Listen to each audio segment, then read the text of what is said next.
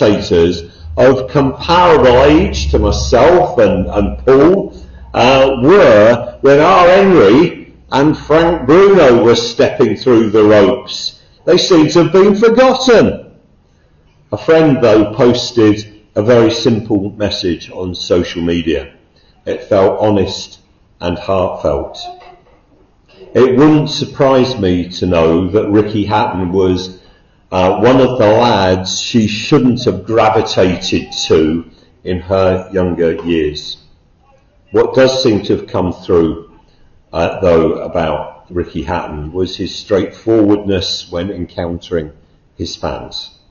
Autographs that were never refused, selfies when asked, the ability to change the atmosphere when he walked into the room. He engaged with people.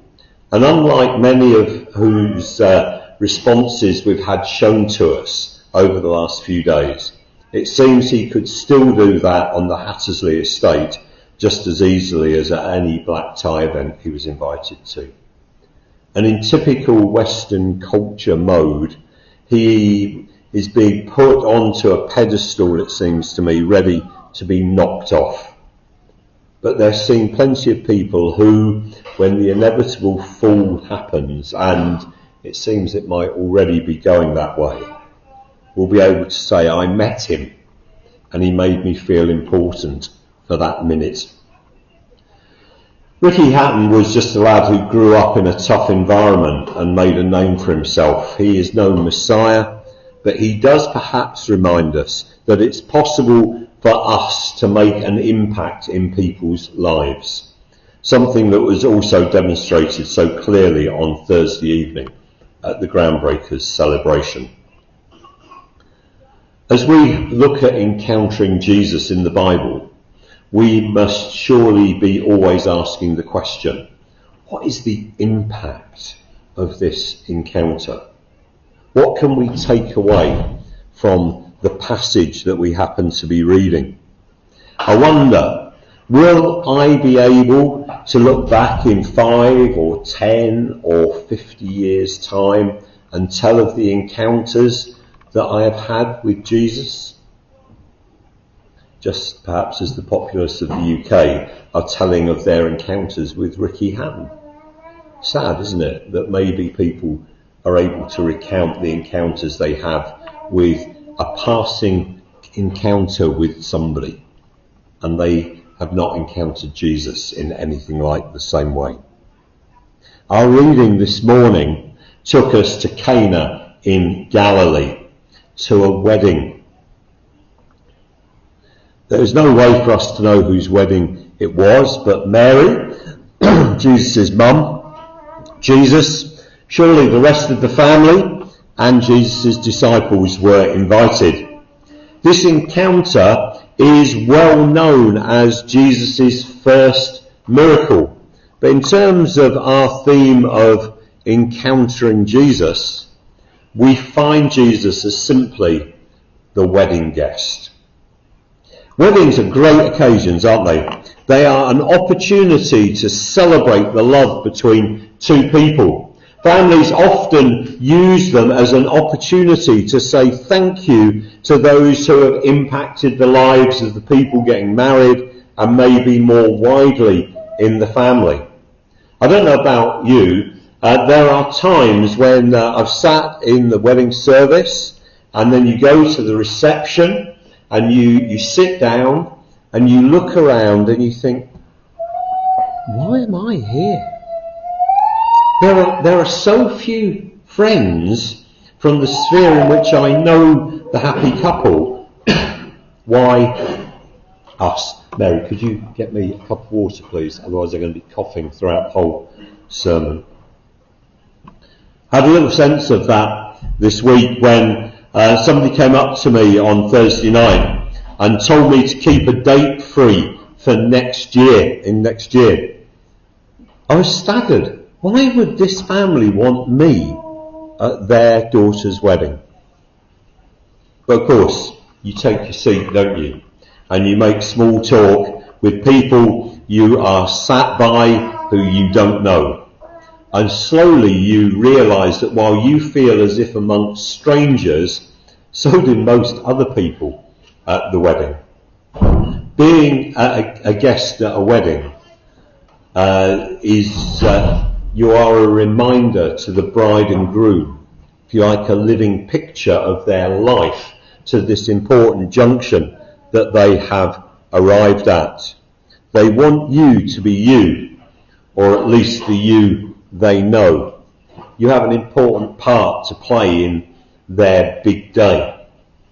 We went to 2 weddings in 2 days last year, and I'm sure it won't surprise you to know that in both weddings, Mary and I ended up doing stuff to make the wedding happen as planned. From picking up and driving grandparents who we'd never met, to knowing where the spare wedding favours were when some young people were missed off the children's bag list, through setting up a venue one morning and making decisions about layout, etc., and then finding we had mutual friends with the strangers we were sat with. Everyone wants a wedding to go well, don't they? No one wants the bride so tightly lashed into her frock she has an asthma attack. Cold congealed gravy, sour wine, ridiculous pillars obscuring the view, Elvis in a too tight white one-piece suit, squealing microphones. See, Mary's giggling. You see, we've been to weddings where some of these things have happened. A best man's speech so crude that it humiliated the bride. And it seems that it was no different in the first century. The wine runs out. I don't think we have to use our imaginations to realise that this is humiliating for the happy couple. And Mary, Jesus' mum, is sure that Jesus can deal with it. We're not told in the passage whether she's expecting a miracle or whether she's expecting him just in that sort of way in which I quite believe that intelligence is not knowing everything, it's knowing where to find out everything, that he would just know how to sort a problem like running out of wine. We're not told whether she's expecting a miracle or not. But she's sure Jesus can deal with it. And if not an everyday occurrence, it was normal life. And Jesus certainly changed everything. So I just wonder who it is that encounters Jesus at this wedding, and what do we learn? I mean, directly encountering Jesus, there's Mary. And I'm putting Mary there as because she sees something different, doesn't she? There's the servants, there's the master of the banquet, and perhaps looking on and seeing and encountering Jesus in that way are the disciples and Jesus' family and the bridegroom and all the other wedding guests. But the first thing for us to notice at this wedding is that Jesus showed up. Wonder how you feel about that. His earthly ministry has begun. And of all the places for us to find Jesus, he's at a party. A little point of information. It's one of those strange things. I think I've grown up to think this is a big party. It goes on for a long time. This happened sort of sometime during the party, and was Jesus there earlier? And it talks about third day. The third day is a reference to counting days from the start that started with the calling of Nathaniel. It may well have been a big wedding that lasted all week, but the suggestion actually is that this was very early on in the wedding and that the embarrassment had happened so soon. The third day is reference to Jesus' movements, not the raucous party vibe. Even so, he has been calling disciples to follow him, seeking to build relationship with them, and next thing we know, he's at the party. This relatively normal wedding is though about to be transformed. Jesus, who had been invited, attended, and where Jesus is, amazing, life-changing things can happen. Jesus being at the wedding meant that transformational things could happen. What about your home? Is Jesus invited in? Is he made welcome? What about your place of work? What about other aspects of your life? Your neighbours, public transport, the things you do for enjoyment, the choir you're part of, when you go shopping at the supermarket, going out for a walk, in your friendships.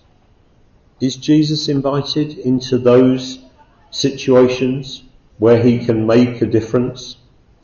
Invite Jesus in, this encounter seems to say, and you introduce the potential for life-changing things to happen. Little did the bridegroom know when inviting Jesus to his wedding what the outcome would be. I wonder, had he met Jesus? Were they mates? Or did their mums just sit together and natter and knit under the whatever covers available? But there was an invitation, and it's vital to today's encounter. You could say it's the first of many encounters in the story. A transformational note, if you like. No invite, no wine. And there, in the midst of all this ordinariness, the servants, the master of the banquet, the bridegroom, all find that Jesus cares about the things that impact them. In modern parlance, I think we'd exclaim, it's a nightmare! The party is in full swing. Everyone has been enjoying the food and drink, and now the wine has run out. It probably didn't get a lot worse than that. There's probably still food, or at least obtaining food is going to be relatively straightforward to top up the tables. But wine, that's harder. Mary finds out about the shortage. Perhaps she asked for more wine and got a negative response. And she speaks to Jesus. I wonder what she thought about the response she got. Was she encountering a different side to her son than she normally experienced? Woman, why do you involve me? Jesus replied, my hour has not yet come. But at this point, Mary speaks up. Pointing to Jesus, she says, do whatever he tells you.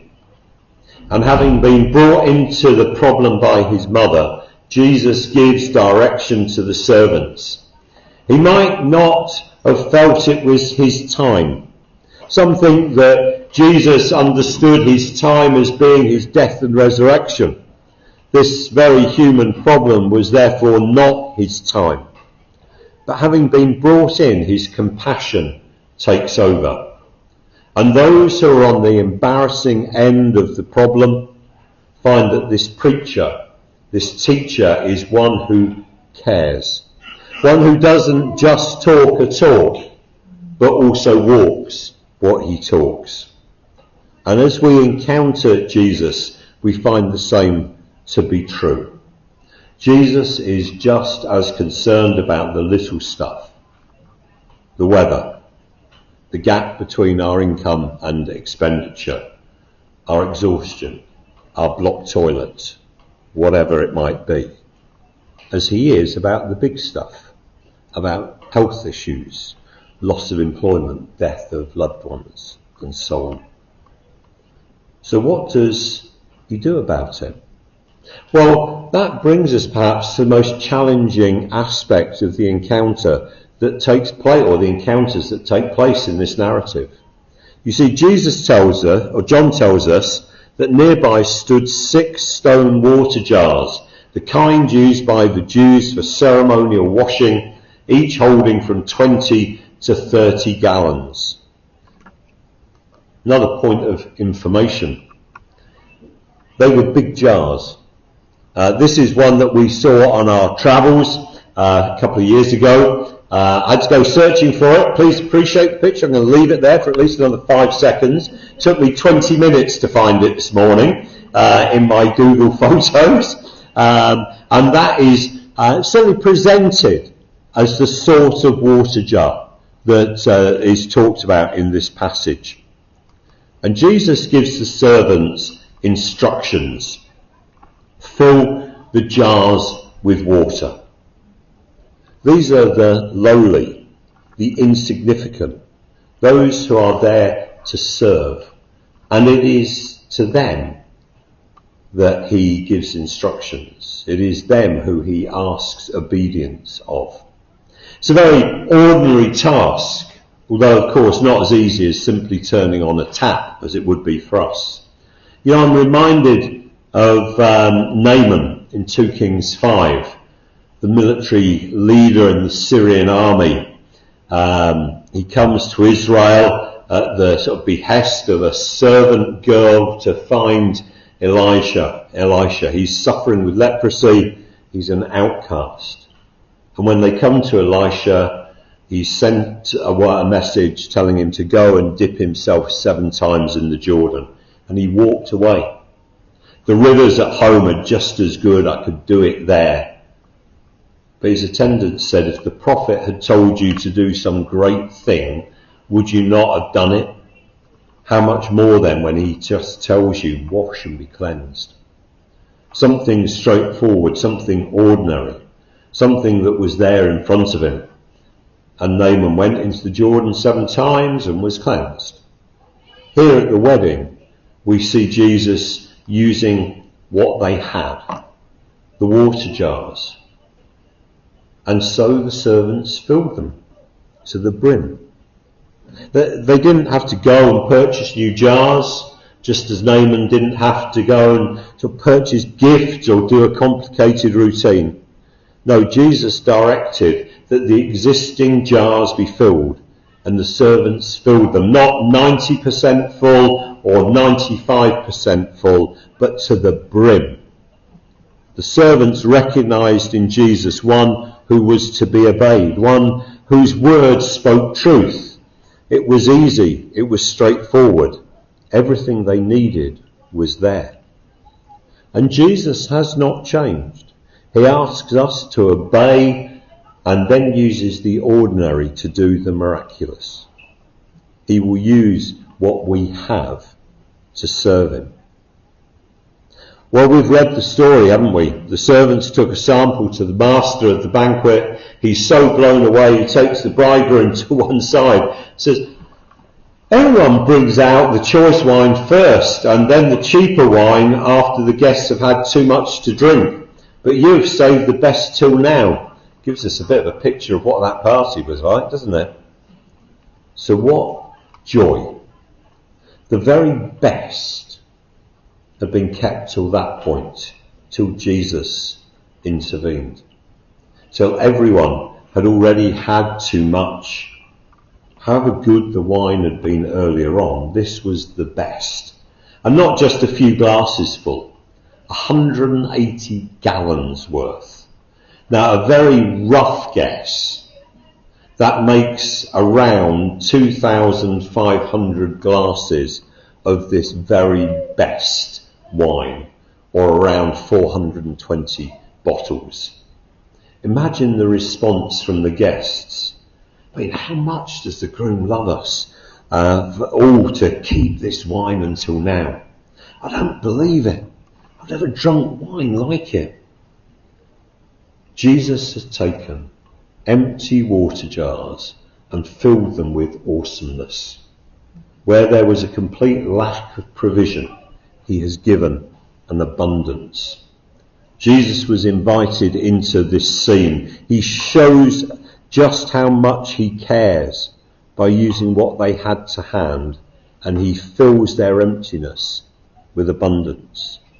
And the same is true when we invite Jesus into all aspects of our lives. His compassion motivates him to meet us where we're at and to fill us up to overflowing with the Holy Spirit, to meet all our needs. There was a range of encounters, wasn't there? What a range of encounters people had with Jesus in this episode. We have Jesus responding to an invitation. Obviously the groom and his bride, having invited him, would be pleased, and maybe Jesus' reputation was growing, and they could always say Jesus was at our wedding, you know. But primarily responding to an invitation. It's a positive encounter that they first have. Then there is Mary, and Jesus, she asks Jesus to intervene and gets put off by him. That feels quite like a negative encounter. And then the servants, on the other hand, are the instigators, if you like, or at least those who Jesus acts through in this miracle. It is them who have discovered the lack. It is them who Jesus tells to fill the water jars. It is them who take the wine to the master of the banquet. It is them who know what has happened. It is them who know the extravagance of the transformation. It is them, the lowly, who receive so much from this encounter with Jesus. Then we have the master of the banquet. Possibly not a face-to-face encounter, but he'll have a story. He will have had the story second-hand from the servants. He tells the story on to the groom. Does he search out Jesus for himself? Does he gossip the story? The day his neck was saved by this amazing man. And then we come back to the groom and his bride are rescued from public humiliation. The wedding guests who are blessed. Everyone would have been talking about that wine. Just a bit of an aside. I wonder, have you ever wondered where the wine came from? Is it wine from heaven's own vines? Or maybe from the vines of the Garden of Eden? Surely there would have been questions about its origins. Surely the genuineness of the servant's testimony would be questioned. But all questions would come back to just who is Jesus. How come he could do this thing? And John wraps up the account for his readers, for us, with the final encounter, that of the disciples, the ones he had called to follow him. Ultimately, us. What is it that they got, that we get from this encounter with Jesus? They're not on the beach listening to his teaching. They're not at his baptism hearing God speak and seeing the dove. They are in the everyday, at a party. I wonder, do we really expect to encounter Jesus in the everyday? Not just here in church on a Sunday morning, but in our workplace, in our conversations with the people we meet on public transport, with our neighbours. John writes, what Jesus did here in Cana in Galilee was the first of the signs through which he revealed his glory, and his disciples believed in him. Jesus, you see, reveals his glory through this encounter. This miracle, all the miracles, are signs that reveal Jesus as the Son of God. Signs that invited those who experienced the miracle and those of us who read of them to a deeper faith.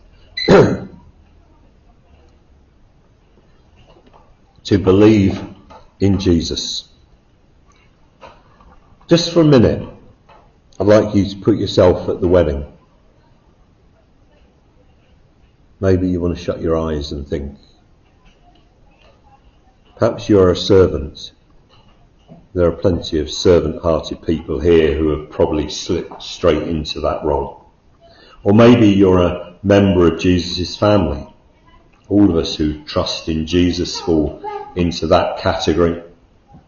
Or perhaps you're the master of the banquet, or the bridegroom, or just a guest, or one of the disciples. The wine has run out. There's nothing to serve, your glass is empty.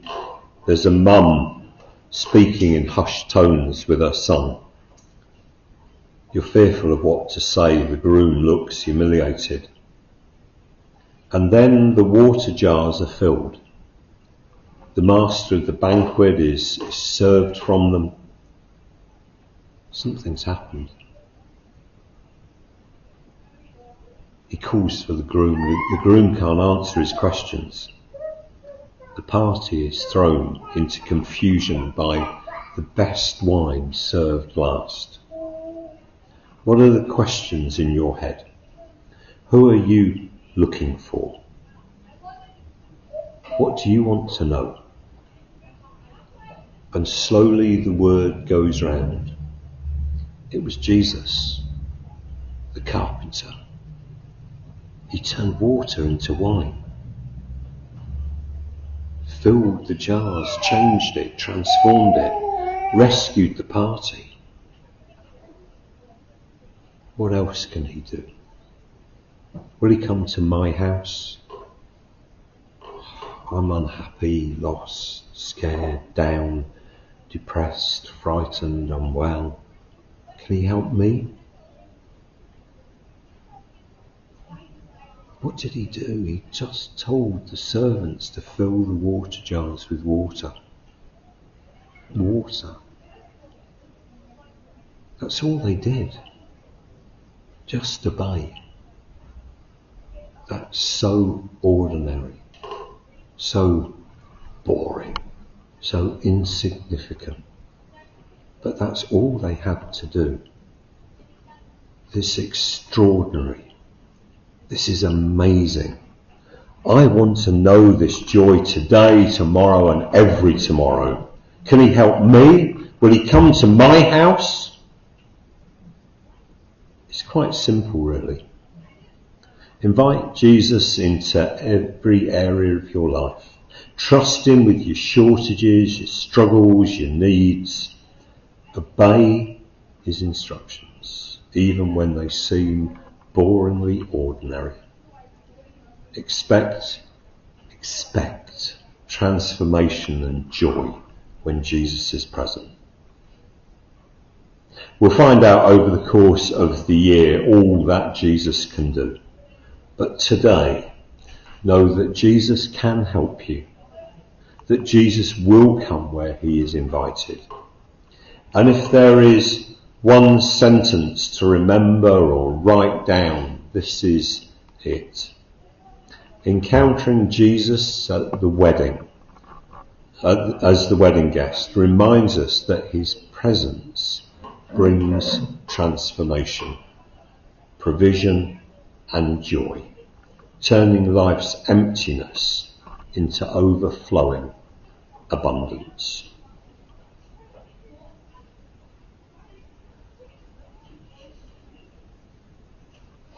We're going to sing the song, Turn Your Eyes Upon Jesus.